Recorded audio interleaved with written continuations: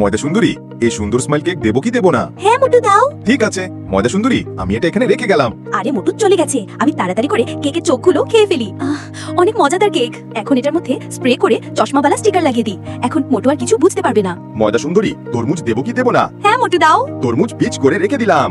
ময়দা সুন্দরী, এটা দেবো কি দেবো না? না না মোটু। ঠিক আছে, এটা দেবো কি দেবো না? এটা দিয়ে দাও মোটু। ঠিক আছে, আমি এটা রেখে দিচ্ছি।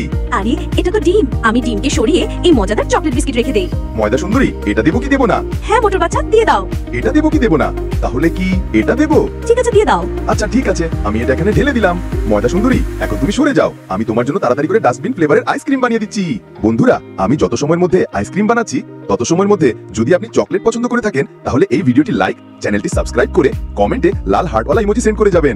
আরে দেখুন, ময়দা সুন্দরীর আইসক্রিম তৈরি হয়ে গেছে। এই না তোমার ডাস্টবিন ফ্লেভারের আইসক্রিম। বাহ খুব সুন্দর, চলো আমরা দুজনে মিলে আইসক্রিম খাই। ইয়াম ইয়াম ইয়াম, খুবই মজা আইসক্রিমটি।